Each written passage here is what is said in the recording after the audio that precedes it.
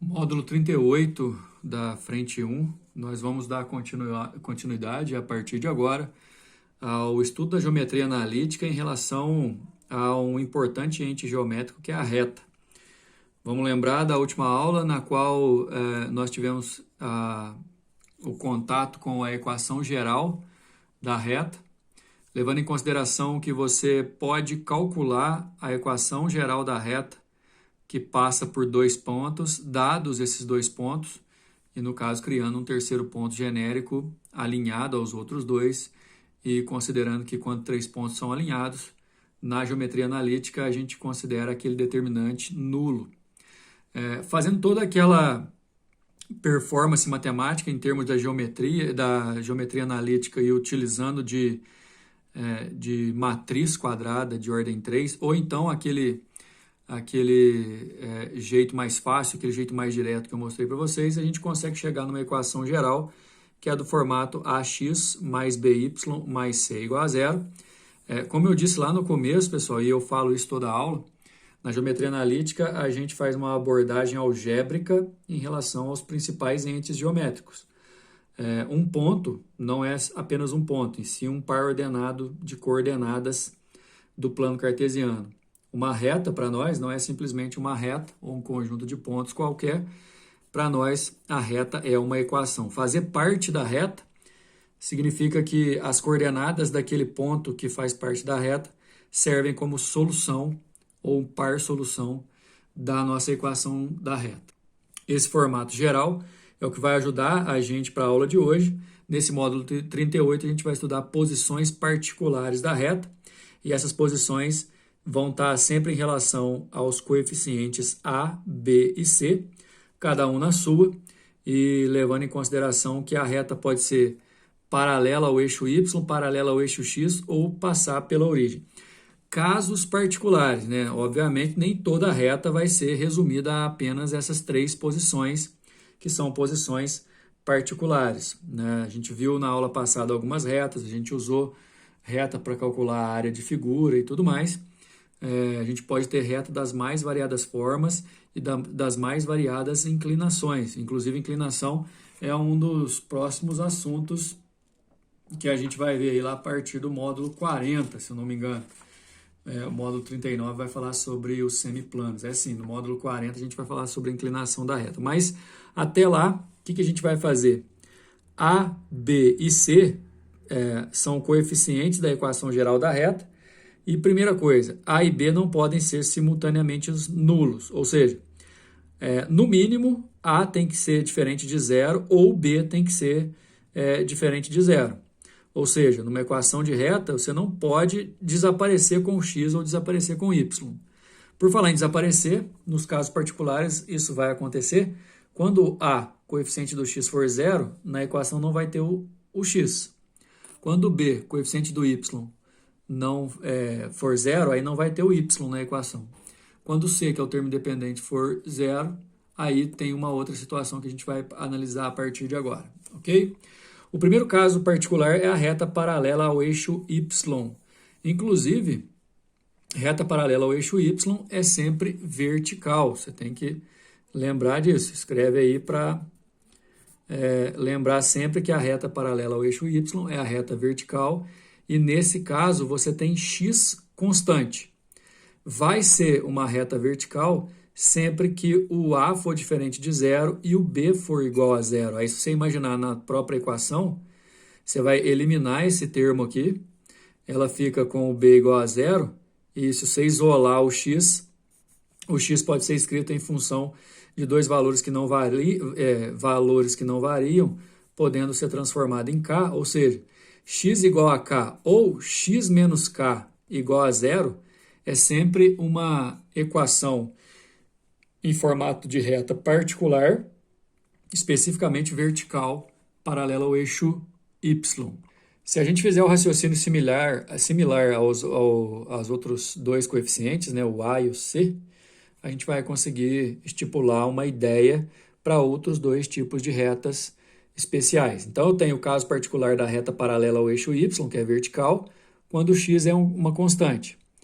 Quando o A é igual a zero e o B é diferente de zero, é esse termo aqui que vai desaparecer. Ó. Na equação não tem x, né? Esse termo desaparece e você consegue isolar o y em função de dois valores que também não mudam. Então, eu posso falar que o y é uma constante ou, então, que o y menos uma constante qualquer igual a zero.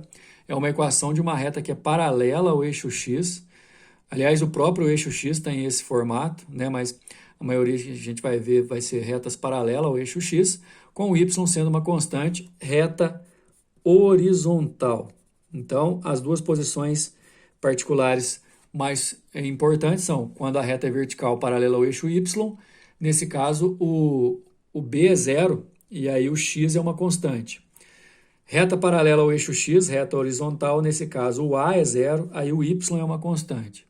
E aí quando a e b são diferentes de zero, mas o c é zero, você tem a equação geral nesse formato, né, sem o termo independente, sempre vai ter, obviamente, várias inclinações, mas sempre corta a origem do sistema cartesiano. Logo aí do lado vocês têm dois exemplos. Olha só, essa reta aqui é do tipo x igual a 2, uma reta vertical passando pelo 2 do eixo x. Isso representa que qualquer ponto dessa reta tem o x igual a 2. O y varia, mas o x é uma constante. É aquele caso particular em que o b da equação geral é igual a zero, certo? Aí o y desaparece. Nesse caso aqui, y igual a 3 é só um exemplo de uma reta horizontal, caso particular em que o a da equação geral é zero, e aí você tem qualquer ponto dessa reta com o x variando e o y sendo sempre 3, reta horizontal paralela ao eixo x. E aqui um formato daquela reta que não tem o termo independente, passando aqui ó, pela origem. Elas podem ter inclinações diferentes, mas toda vez que o c é zero, passa pela origem do sistema. Lá na página 21, a gente já vai encontrar os exercícios. Exercício número 1, bem didático, bem interessante para nós aqui, né, nessa fase de aprendizado. Representar graficamente cada uma das equações. Ó. Na A, na B e na C, já vai observando o seguinte. Ó. Nessa letra A, na equação geral, você deu falta de alguma letra aí? Ó? Reparou que não tem x? Aqui o A é igual a zero. Nessa, não tem y, o b é igual a zero. Nessa, não tem o termo dependente, o c é igual a zero. Então, a gente vai conseguir identificar com o a igual a zero é uma reta horizontal, com o b igual a zero uma reta vertical, com o c igual a zero uma reta que passa pela origem. E aí basta a gente isolar a incógnita, a única incógnita que fica, né, em cada um dos dois casos especiais da letra A e da letra B, né? Para a gente poder ver no que dá. 3y menos 9 igual a zero já é a equação da reta no formato geral. Se você isolar o y aqui, você vai achar y igual a alguma constante. Essa reta, ela é nesse formato, ó, y igual a uma constante qualquer. Ou então você poderia ter escrito ela no formato de y igual a y menos k igual a zero. Mas ali, ó, y igual a 3 ou y menos 3 igual a zero é a equação de uma reta horizontal, reta paralela ao eixo x, passando pelo 3 do y. Então, o que você vai fazer? Desenhar o plano cartesiano, x e y. Lá no y valendo 3, você passa uma reta horizontal. Similarmente, só que com uma reta vertical, 2x menos 4 igual a zero na letra B, você isola e acha x igual a 2. Aí essa reta está no formato de x igual a k ou x menos k igual a zero, enfim, sendo um ou outro. Vai dar uma reta vertical que é paralela ao eixo y. Paralelo ao eixo y, você desenha o plano cartesiano, os eixos coordenados, x e y, beleza? Acha o 2 aí no x e faz uma reta vertical passando pelo 2. O outro formato, 3x menos y igual a zero com c igual a zero, é certeza que passa pela origem. Então, um dos pontos você já tem sempre, né? Ela sempre vai passar pelo ponto 0, 0.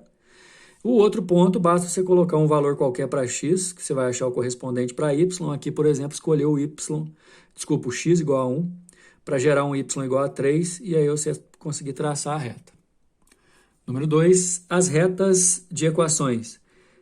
X igual a menos 1, tá vendo? Uma reta vertical no x igual a menos 1. X igual a 3, uma reta vertical no x igual a 3. Y igual a 2, uma reta uma reta horizontal no y igual a 2. São retas suporte dos lados de um quadrado. Mas o quadrado tem 4 retas suportes, né? Falta uma. Determinar os vértices do quadrado, sabendo que um dos vértices pertence ao quarto quadrante. O quarto quadrante está aqui, né? O detalhe é que, como aqui já está resolvido, vocês têm que entender o passo a passo. Primeira coisa era desenhar os eixos coordenados. Vai fazendo aí aos pouquinhos acompanhando o vídeo. Então você vai desenhar o x, você vai desenhar o y. Depois você vai vir com as retas. X igual a menos 1 é uma reta vertical que passa pelo x igual a menos 1. Olha aí, ó. Vai fazer essa reta. X igual a 3 é uma reta vertical que passa pelo x igual a 3. Nesse caso, já fica definido, ó, que daqui até aqui é o valor do lado do seu quadrado, que é do menos 1 ao 3, então o quadrado aqui tem lado 4. E, por sinal, a gente tem uma outra reta que vai ajudar o y igual a 2, que é essa reta horizontal passando pelo y igual a 2. Então, repetindo, eu desenhei os eixos coordenados, a primeira reta x igual a menos 1, a segunda x igual a 3, e a terceira y igual a 2, certo? Já que o lado do quadrado, então, vai dar 4, você tem que contar 4 para baixo também, né? Então, do 2, você conta 4 para baixo aqui para fechar, porque a gente sabe que o quarto lado pertence... Desculpa, o vértice, um dos vértices pertence ao quarto quadrante, você tem que contar para baixo, né? Se aqui tem 4, na vertical também tem que ter 4. Então, da vertical você desce 4, do 2 para o 0, do 2 para o menos 2. Então, a outra reta, ó, que é essa daqui, ó, y igual a menos 2. Então, você tem aqui os pontos de encontro das 4 retas, formando o quadrado. Nesse ponto, o x é menos 1 e o y é 2. Nesse ponto, o x é 3 e o y é 2. Nesse ponto, o x é 3 e o y é menos 2. Nesse ponto, o x é menos 1 e o y é 2. Então, aí definido os 4 vértices do quadrado. O exercício número 3 não vai tratar de esquema de reta em posição especial. Porém, pessoal, é um exercício importantíssimo. É uma situação na qual você deve achar, quando existir, o ponto de intersecção das duas retas.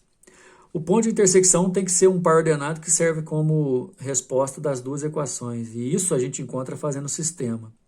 Então, não esquece. Toda vez que você tiver que definir o encontro de duas retas, aqui não, pelo desenho foi mais tranquilo, mas nesse caso aqui, forma um sistema com as duas equações. Olha aí. Primeira equação, segunda equação. Para poder cortar o y, aqui na resolução, multiplicou essa de baixo aqui por 2. Aliás, por menos 2, desculpa. Copiou a primeira, multiplicou a segunda por menos 2, vai cortar o y. Aí fica menos 3x e mais 9 igual a 0, igual aqui. Ó. Passa para o outro lado, trocando o sinal depois dividindo o x dá 3. Com o x igual a 3 e substituindo na primeira equação 3 aqui, ó, o y vai dar menos 2, é o ponto de encontro. Então, importantíssimo, se você quer achar a intersecção de duas retas, você monta o sistema e resolve esse sistema que você vai achar o ponto de intersecção. Por fim, olha o número 4.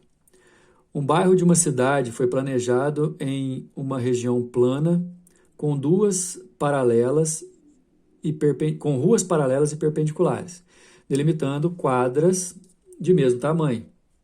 No plano de coordenadas cartesianas seguinte, esse bairro localiza-se no segundo quadrante. O bairro está aqui. Ó. E as distâncias dos eixos são dadas em quilômetros. Ok. Está aí o plano cartesiano. A reta de equação y igual a x mais 4, não está no seu formato geral. Se você quiser colocar no formato geral, é só trazer o y para cá, né? Ó. X menos y mais 4 igual a 0, representa o planejamento do percurso da linha do metrô subterrâneo que atravessará o bairro e outras regiões da cidade. No ponto menos 5 e 5, localiza-se um hospital público. Então, peraí, no ponto menos 5 para x, que é mais ou menos aqui, né? E 5 para y, sei lá, mais ou menos aqui, ó. O hospital público, vamos chamar de ponto H, por exemplo, só para organizar.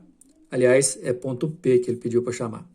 A comunidade solicitou ao comitê de planejamento que fosse prevista uma estação do metrô de modo que sua distância ao hospital, medida em linha reta, não fosse maior que 5 km.